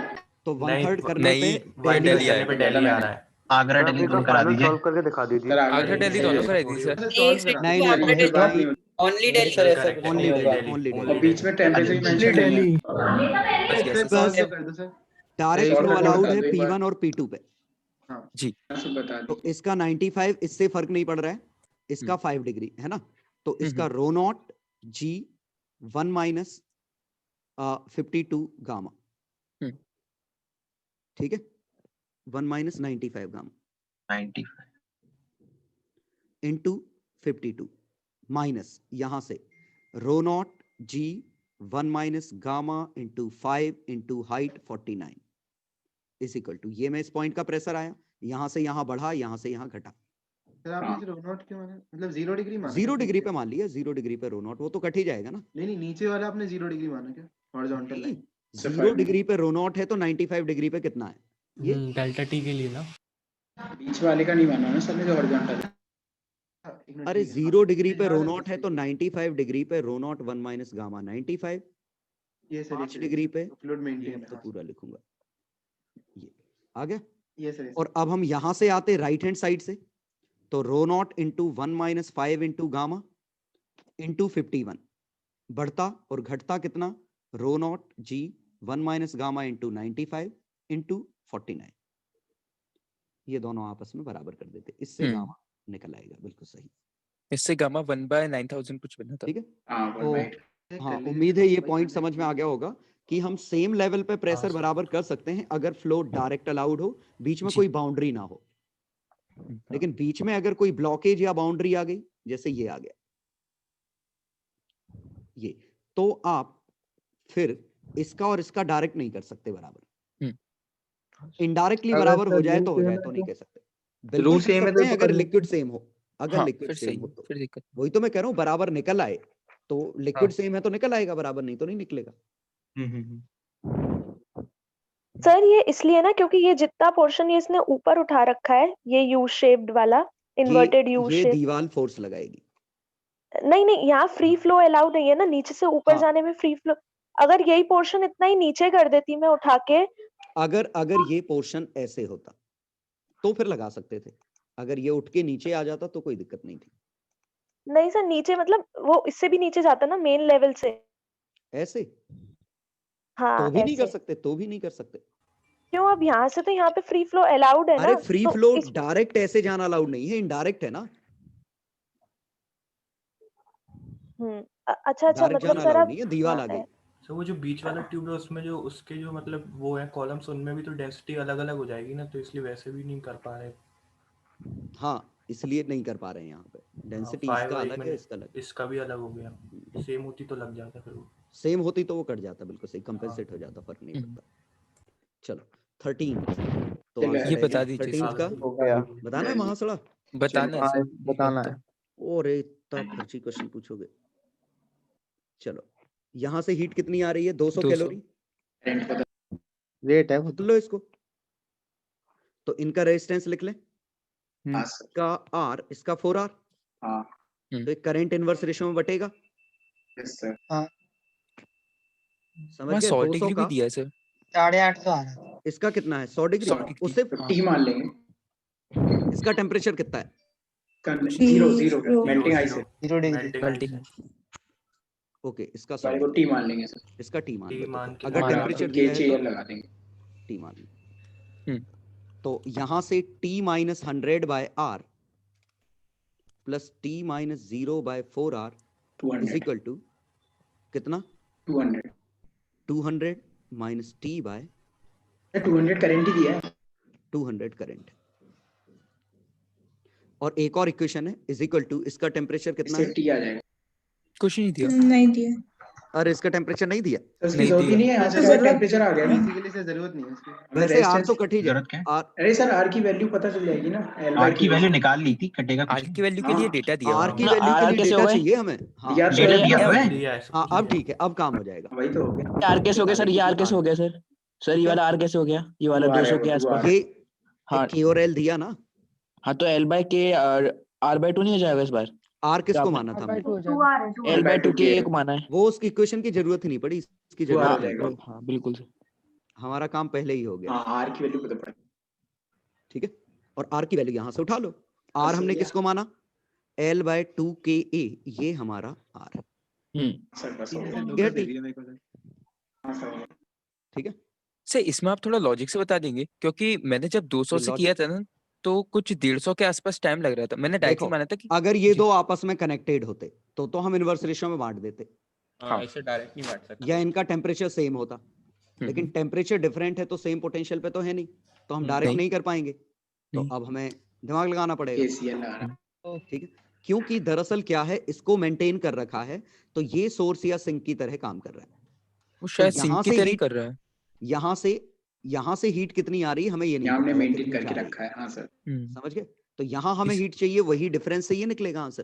ठीक आ जाएगा ना सर यहाँ से तो। समझ गए? जी जी जी। एक धोखा हो गया इसमें, ये के और एल लिखा था, मेरे को सर आर लगा के डाल देंगे पर डिक्रीज कर रहा होगा, तो मैंने इसके से छोड़ दिया, करंट कांस्टेंट नहीं माना मैंने। 200 कैलोरी पर सेकंड लिखा है तो तो कांस्टेंट ये इक्वेशन थी। हाँ बिल्कुल सही, ये इक्वेशन थी। आर की वैल्यू छापो और मजे करो। बस हो गया। चलो, न्यूटन्स लॉ ऑफ कूलिंग हो गया ही। चले तो हो गया सर, क्लास में रिपीटेड था, क्लास में क्वेश्चन था लगभग। एक मिनट, इसमें जैसे 20 वाट लिखा है, इसमें लिखा है कांस्टेंट हो जाता है 50 डिग्री सेल्सियस के बाद, तो और तो भी पावर नहीं होंगी क्या? मतलब जब तक वो लॉस नहीं तो मतलब जितना सप्लाई कर रहा है उतना ही रेडिएट कर रहा है, कांस्टेंट है तो। कॉन्सेप्ट था। देखो 20 वाट जब सराउंडिंग का टेम्परेचर कितना है, सराउंडिंग का कितना है? 50 हो गया था। 50 है, सराउंडिंग का 20 है, यही है ना? हाँ। तो यहाँ जो पावर इनपुट है वही पावर लॉस है, तो power in is equal to power loss is equal to k times 50 minus 20। ठीक है, तो ये तो कॉमन सेंस है पहला। सर ने पूरा सॉल्यूशन दे दिया। यही 20 वाट है। 5 minute temperature rises from total energy loss, ये तो एमएस डेल्टा टी है। हाँ पावर लीनियर फंक्शन वाला। चलो 16th तो इसमें एक चले सर इसमें ऐसे लिखा नहीं था इंड्यूस चार्ज ऑन डाइलेक्ट्रिक, मैंने प्लेट्स पे लिखा अंडरस्टूड है। चार्ज इलेक्ट्रिक इंड्यूस प्लेट्स पे भी तो आता डेट है। पे कब सोने लगा? इंड्यूस नहीं होता है इस पे। कौन सा? ये होता है ना, याद आया? हाँ ये तो याद है सर। तो इंड्यूस चार्जेस, इन्हीं को इंड्यूस चार्जेस कहते हैं। ये तो तो जो हमारे प्लेट्स पे चार्जेस हैं, ये फ्री चार्जेस हैं, ये फ्री चार्जेस हैं, ये इंड्यूस चार्जेस हैं। उससे वैसे भी मैच नहीं हो रहा था। उससे 3 आ रहा था। 3 आ रहा है तो 3 आ आ रहा है उससे। इसलिए बचा। मैंने 0.3 लगा दिया, मतलब एरर होगी। मैंने भी 0.3 लगा दिया। चलो 17 हो गया। आगरा। जी सर।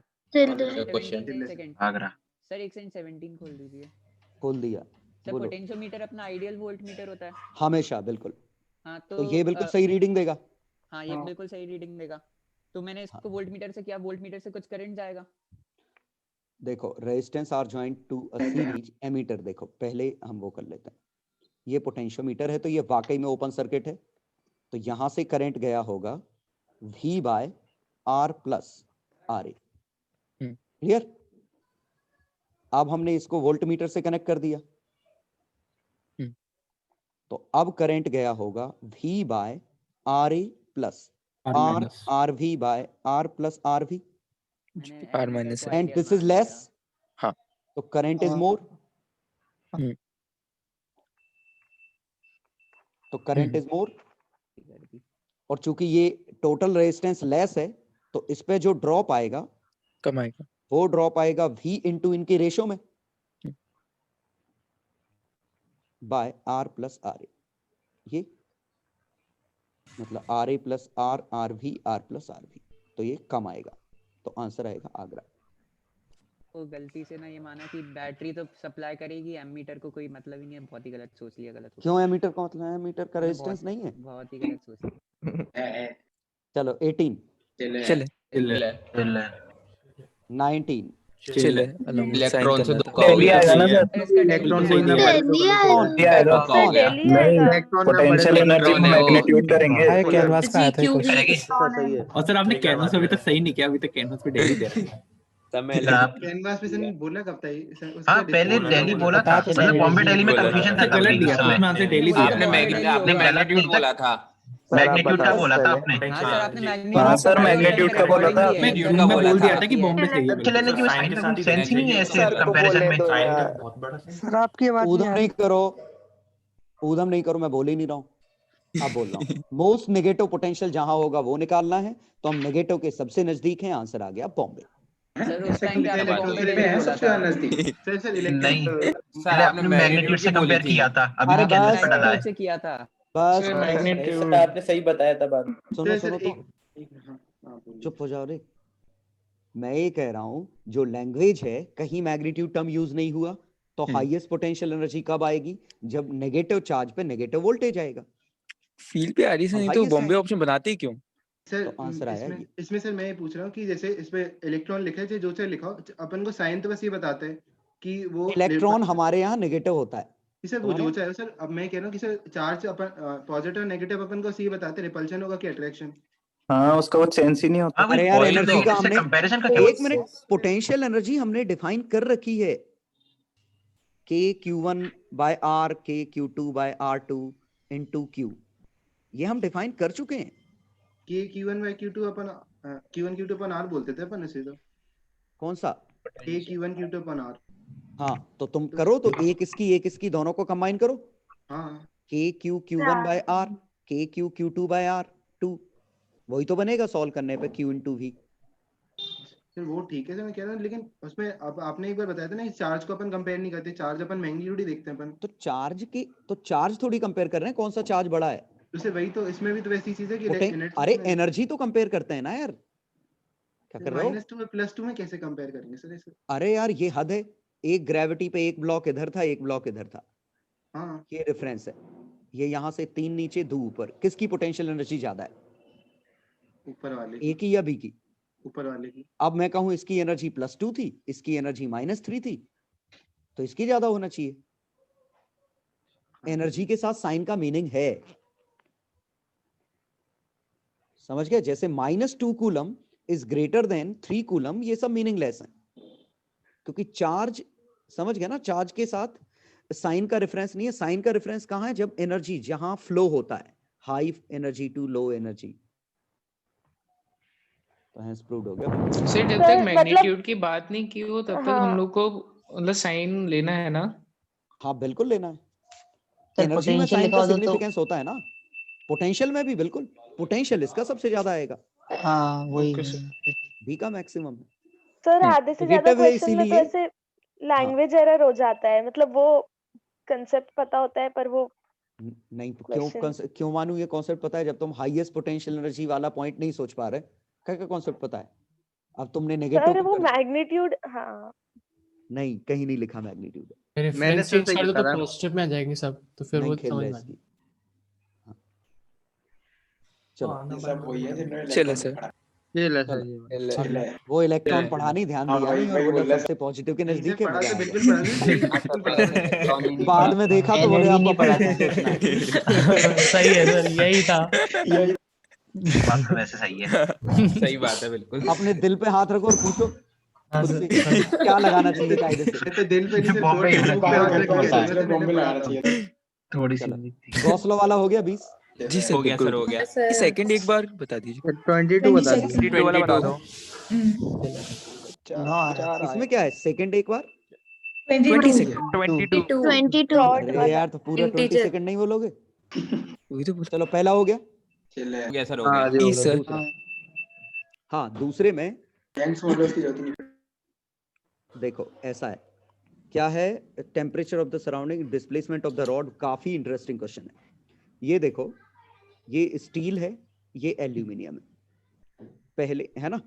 अब इनमें से देखो एक्सपांड तो दोनों होना चाह रहे हैं, लेकिन दोनों एक्सपांड हो नहीं सकते। तो एक एक्सपांड होगा, एक कंप्रेस होगा। हाँ।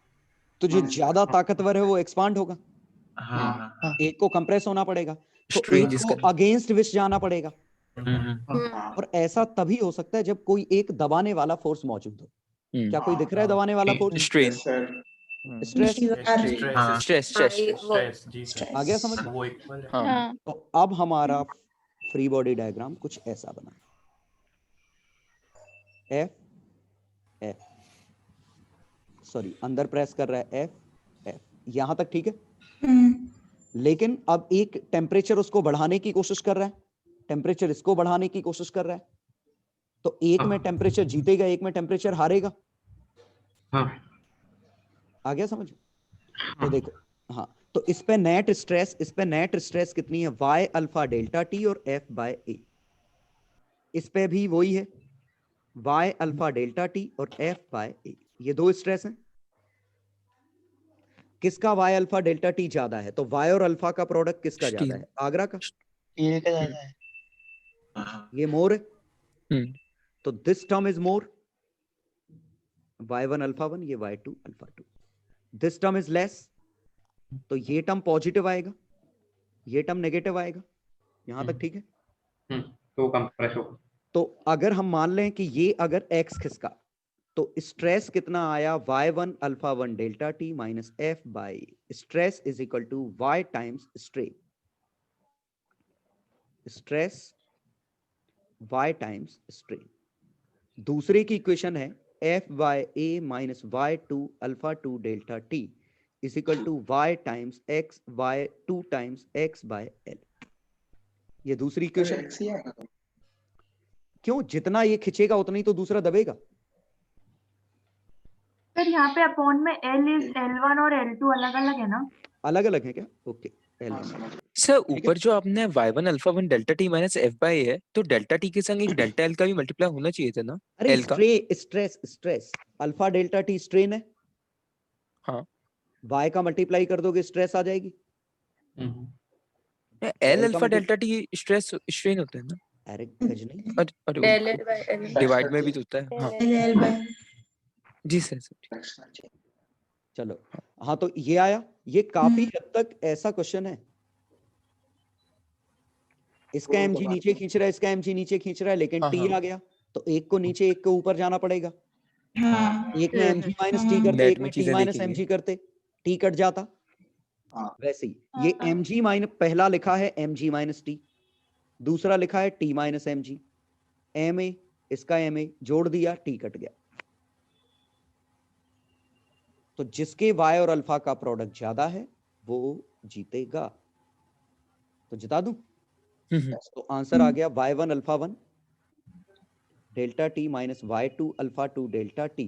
एक्सटेंशन निकालना है ना, y1 by l1 plus y2 by l2 is equal to x।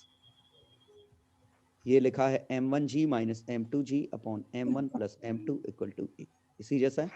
यही बनना। चलो तो y1 अल्फा 1 अब ये सॉल्व कर लो, आंसर आ जाएगा। क्वेश्चन हल्के में ले लिया मैंने क्वेश्चन। सर इक्वेशन बन गई थी, आगे सॉल्व नहीं हुआ। सर इस क्वेश्चन में बकलिंग नहीं हो सकती? नहीं। अब मैंने उसको डिस्प्लेसमेंट को बाहर की तरफ मान लिया था कि नोट बाहर आ जाएगा। कैसे बाहर आ जाए? रिजिड सपोर्ट है, उनसे बाहर आ जाएगा। उनसे नहीं, जो सेंटर है बीच में बकल हो जाएगा। क्यों बकल हो जाए? बकल तुम निकालोगे कैसे? ये बकल हो गया, अब क्या कर लिया तुमने? ट्रायंगल वैंगल बना के कुछ थीटा वगैरह बोला। ये सही होती नहीं, बकलिंग ऐसे होती है कर्व्ड में। अब वो अज्यूम कर लिया था मैंने कि वो ऐसे पूछा है तो। अच्छा तुम इतना अज्यूम कर रहे हो, यही अज्यूम कर लेते बकलिंग नहीं होगी। वो बाद में समझ आया ना कि जब यंग्स मॉडुलस देखा उसमें टाइम बहुत खराब हो गया था। हमेशा पूरा क्वेश्चन पढ़ना चाहिए। चलो क्वेश्चन 23 ये सबसे बड़ा क्वेश्चन दो ही सही होने थे। दो ही सही होने थे। सर वही तो सही होने थे। मैंने क्वेश्चन ही ध्यान नहीं दिया यार। क्यों सॉल्व किया? सबसे बड़ी चीज लगी है, मैंने सॉल्व किया इसे। मैंने तो सॉल्व किया था 10 मिनट से कम में आ जाता है। हाँ वो धोखा दे सकते थे, भी भरोसा नहीं। 9 and 11 is completely filled with ice. Time नहीं बचा था लास्ट में। Ice at 0 degree Celsius in boiling water 100.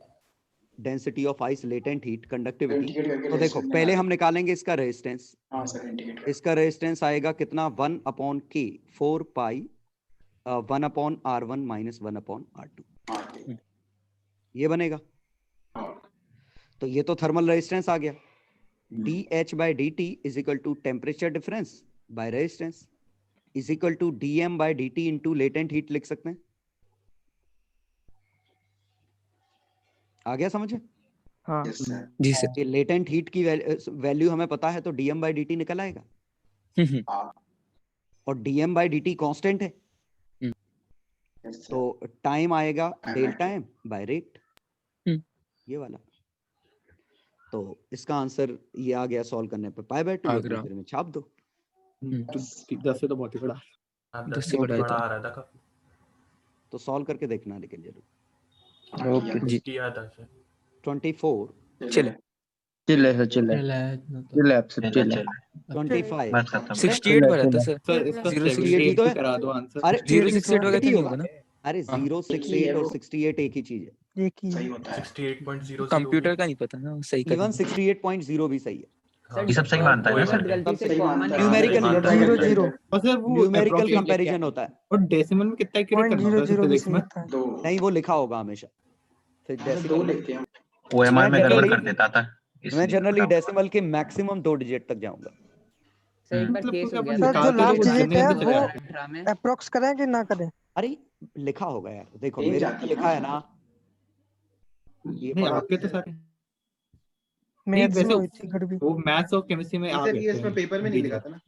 नहीं लिखा था ये पेपर में नहीं ये नहीं सर लिखा हुआ आपने था। बता दिया तो ठीक रहा आपने बता दिया था हम तो आपने बोला था एक भी डबल डिजिट वो नहीं सब आएगा। मैथ्स और फिजिक्स में थोड़ा सा डबल करा है, मतलब सर मैथ्स आपने बोल दिया ने मेरे बोल दिया उसके था। कारण 4 मार्क कट गए। मैंने सोचा कि इंटीजर आएगा। सर ने मैथ्स फिजिक्स में में बोला 30 था का 11 था मैंने उसको 3 लगा दिया। मैंने तो फिजिक्स का देखा बाकी सर ने बोला भी था फिजिक्स में सर ने बोला भी था मेरे में है सिर्फ। सर और 0.00 लगाना पड़ता है ना कंपलसरी? नहीं जरूरत नहीं जरूरी नहीं। न्यूमेरिकल डेसिमल के 2 डिजिट बाद तक ठीक रहेगा ना? अब कॉमा लगा दोगे तो क्या होगा? केस वेस हो गए थे कि वो मार्क्स नहीं, नहीं दे रहे थे 2 डिजिट ऐसा होगा जो तुम्हारा आंसर होगा उसको राउंड ऑफ करेगा 2 डिजिट डेसिमल के 2 डिजिट तक डेसिमल के 2 डिजिट तक और एक्चुअल आंसर से कंपेयर करेगा सेम है तो सही है नहीं तो गलत है। जैसे अगर जैसे 2.72 आया तो जैसे 2.72 आया तुमने आंसर लिखा 2.719 पक्का नंबर मिलेंगे। अगर इसी कोई 3 लिख दिया तो शायद नहीं मिलेगा। और 7 7 लिख दिया तो फिर से केमिस्ट्री में तो सब बहुत गंदा आता है उसमें 100 का मल्टीप्लाई करके 2.73 बनता है। हाँ तो बहुत ही गंदी कैलकुलेशन ही तो करी। सर कैलकुलेशन इतनी गंदी थी कि मेरा किसी ने बायोमेल क्यूब वगैरह दिया लेने तो? के बाद भी ना वो चीज 30 बनी थी बट आंसर 26.2 था। वैसे ऐसे देने 7 नहीं था। चाहिए गंदे कैलकुलेशन। पेपर बनाते समय ध्यान रखना चाहिए कि हम कैलकुलेशन चेक नहीं कर सर रहे। एनटीए में भी बहुत सारे 26.7 आंसर था। मैं ऐसी मैंने बायोमेल एनटीए में 30 किया आया था क्वेश्चन। एनटीए में क्वेश्चन देख रहा था उसमें 4-5 डेसिमल प्लेसेस तक एग्जैक्ट लेने पे कैलकुलेशन करने पे वो एग्जैक्ट 3 आ रहा था लेकिन मैंने 3.1 लगाया वो गलत हो गया। वो पागल है वो लोग। सर ये इंटीजर में बाइनोमियल लेना सेफ है? हाँ इंटीजर में तो सेफ है। एरर देख सर लो बायोमेल में कितने का एरर आता है वैसे? नहीं वो तो डिपेंड करे। अरे यार जो डेटा में जो एरर है रिजल्ट में कम से कम उतना एरर तो है। वो तो जैसे डेटा में 2% है तो रिजल्ट में 2% है अगर लीनियर है। क्वाड्रेटिक है तो 4%, क्यूबिक है तो 6%। हाँ समझ गए ना? सही सही। तो उस पर डिपेंड करता है क्या है। सर आप एक मिनट सेकंड क्वेश्चन खोल लेंगे? आ गए? इसे मेरे को सर पूछना है आपने रिजेक्ट कैसे किस ऑप्शन क्या आपने से ऑप्शन कैसे हटाए थे सर?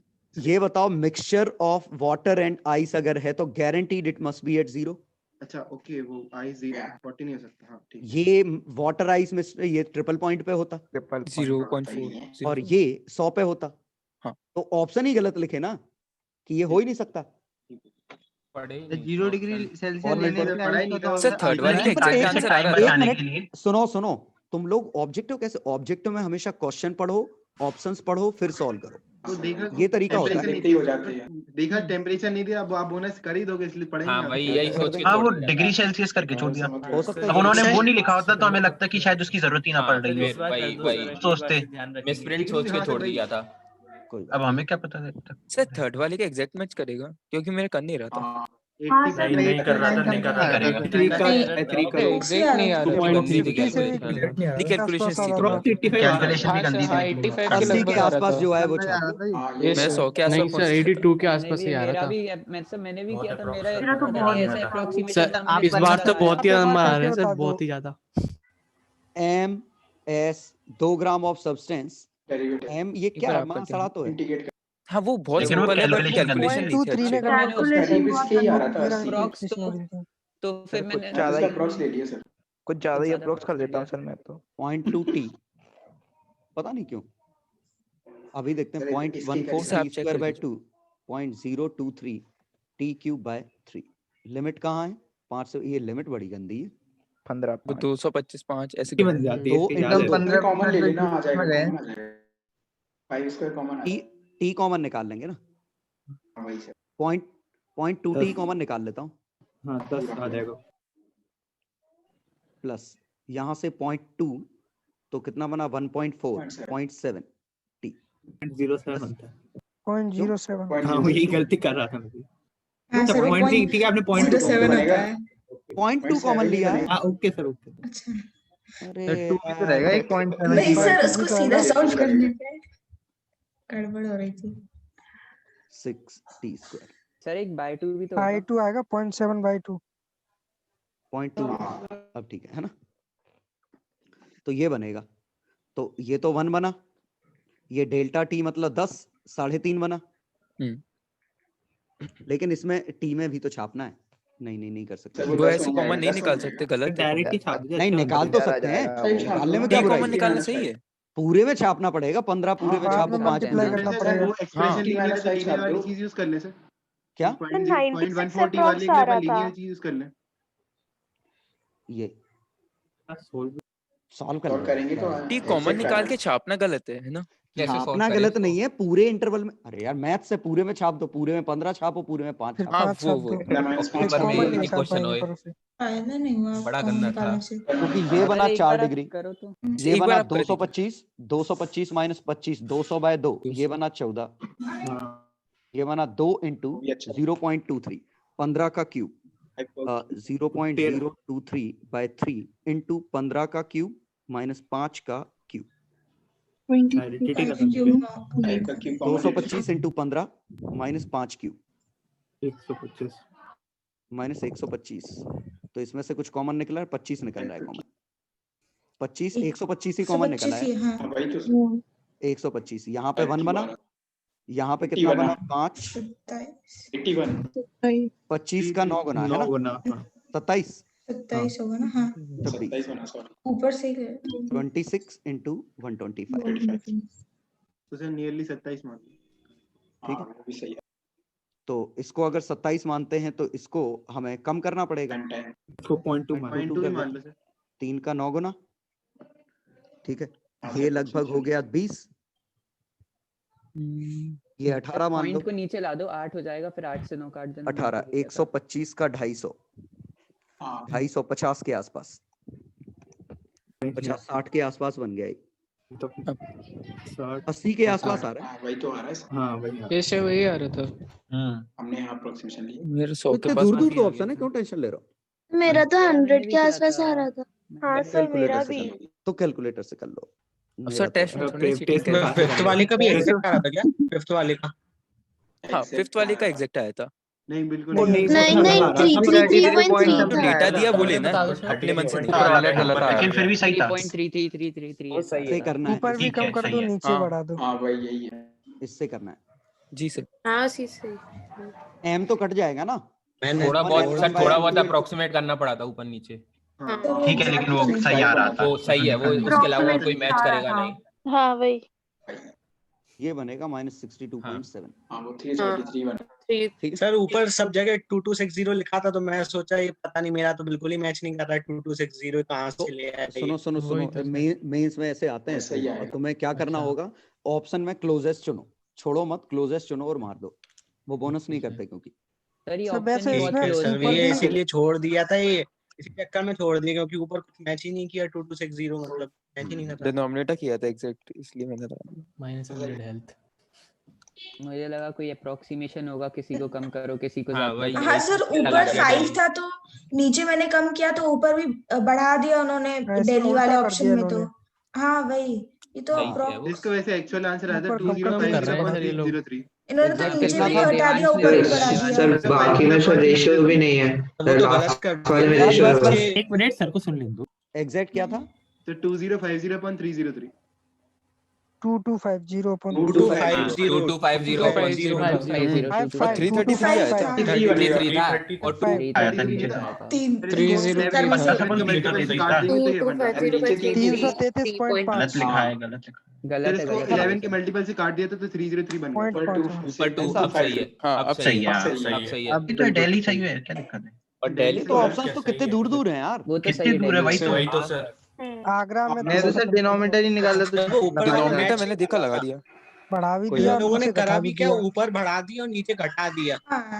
और दिल्ली वाले में तो ये गलत है तो ना। थोड़ा नीचे density भी है नीचे भी और कोई आंसर मिल तो रहा और कोई हो भी नहीं आगरा सकता। लग रहा है ना। क्लोजेस्ट क्लोजेस्ट है, बहुत क्लोज है, बहुत बहुत क्लोज है वो। सही सही है, चीटिंग हो गई। ठीक है, कोई चीटिंग चीटिंग सही है वो तो।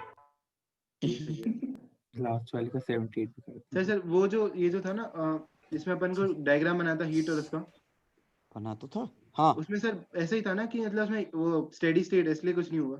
थर्मल करंट कांस्टेंट था, लिखा भी है। हाँ स्टेडी स्टेट वाइज। हाँ, बिना स्टडी स्टेट के हमसे आंसर ही नहीं निकलता। स्टडी स्टेट का ही तो निकाल पाते हैं। सर पेपर का लेवल कैसा था? पढ़ पाया था। देखो पेपर का लेवल मुश्किल नहीं था, लेकिन मेंस में ऐसे ही होते हैं, कैलकुलेशन गंदे से होते हैं, सर, एम्बिग्युइटी हाँ, टाइप की होती है कैलकुलेशन ना। थोड़ा मजा आया पेपर करके, बहुत मजा आया। सर आप बस ये थोड़े अलग सा था, मतलब ऐसे नए नए कॉन्सेप्ट मिले। हाँ, कॉन्सेप्ट इसमें नहीं मिल गए। सर ये डेंसिटी वाला था ना सर, इसका आंसर सिंगेज में 1.4503 दिया है। पता सर नहीं। डेंसिटी वाला तो सर इस पे नहीं वो होना चाहिए सर, बोनस होना चाहिए डेंसिटी वो वाला। 11th क्या होना चाहिए उसका? बस नहीं, 11th नहीं पार्ट होना जितना भी होता है ना, 11th पार्ट ज्यादा ट्रिकी होता है, 12th पार्ट थोड़ा स्ट्रेट फॉरवर्ड होता है। हाँ, वो तो सब 11th फील में वाला है। पढ़ने में भी मजा आता है, करने में भी मजा आता है। 11th हाँ हाँ 12th ऐसा है कि 12th एक बार जितना आ गया वो वैसे ही रहता है। 11th पार्ट ऐसा कि करते जाते हैं, सुधरता जाता है। हर बार हाँ, सब सर। पढ़ते हैं, हर बार नई चीजें सर, मिलती हैं। fluid क्या पता mechanics पुराने करते हैं वाले ना बार-बार, तो एक्सप्लेनेशन सर गलत वो हो जाते अच्छा हैं। होता फ्लूइड का तो है। हमेशा ही नया क्वेश्चन मिलता है, हाँ सर, मजा आता है सर उसे करने में। कभी नहीं बनता। करे ही कितने क्वेश्चन है फ्लूइड के। चलो कोई बात नहीं। अभी ठीक है, तो वो स्कूल के नोट्स बनाओ और मैग्नेटिक इफेक्ट ऑफ करंट अच्छे से रिवाइज कर लो। जी सर। सर एक ही ओके, एसी के टाटा, नोट्स गुड बनवाए बाय। थे आपने सर। एसी के नोट्स में बनवा चुका हूँ ना, वो दिए तो थे एसी की ना। एग्जाम्पलर इसमें रहती सर है। वो एलआरसी सर्किट वगैरह नहीं लिखना था ना, उनके सिर्फ नाम नहीं लिखना नहीं नहीं नहीं नहीं नहीं, जितना मैंने वो उस पे अपनी वो कॉपी में बनाया से लिख था ना लेना था। कैनवास पे, वही था। एलआरसी का मैंने प्रूफ लिख लिया थी कॉपी से, पूरे कॉपी से डेरिवेशन। लिखने को बोला था आपने कि मना किया था ना। एलआर और उसको छोड़ देना और सिर्फ हाँ, एलसीआर लिख LCR लेना। हाँ, कैनवास पे लिखा था, इंस्ट्रक्शन जो भी था उसी को फॉलो करना। आपने सर उस पे मीटिंग में अपने को चेंज भी कराया था उसमें। हाँ वही कि एलआर सीआर मत लिखना, पूरा एलसीआर हाँ लिख हाँ लेना। हाँ, सही है। हाँ ओके सही कहा था मैंने। सर प्रूफ एलसीआर लिख लोगे तो बाकी तो ना लिख ही लोगे ना। प्रूफ हाँ, में हाँ, फे- फेजर डायग्राम फेजर वैसे वाला। स्कूल में आता है सीधे फेजर बनाने को। जैसे एलआर का वो पूछ लेंगे सीधे नहीं, फेजर पूरा क्या है, 5 मार्क्स से एलसीआर आया था सर। या फेजर दे देंगे और फिर रिजल्ट पूछेंगे। ठीक है, तो वैसे आप क्या मैग्नेटिक्स पढ़ना है ना, ईएमआई नहीं पढ़ना। ईएमआई मैं पढ़ाऊंगा, अभी ईएमआई आएगा ओके सर। तो कल अगली से क्लास में। thermodynamics ईएमआई start और होगा। मैग्नेटिक्स जो भी होगा, थर्मोडायनेमिक्स। वो बच्चों के स्कूल के पेपर चल रहे हैं, तो मैं सोच रहा हूँ पहले स्कूल का खत्म करना जी सर। स्कूल के चल रहे हैं। है ना, तुम्हारे लिए अच्छा रहेगा। ठीक है, ओके सर। चलो बच्चे, है ना, tata, good bye. Bye bye bye sir. Bye bye bye sir. Bye बच्चों, बाय। सर हमारे संस्कार के प्री बोर्ड्स कब तक होंगे? वो मैं बता दूंगा, मैं अपडेट वो लोग बोल रहे हैं सर, आए थे सर तो उन्होंने बताया था 1 जनवरी से चालू होने वाले हैं ये चीजें।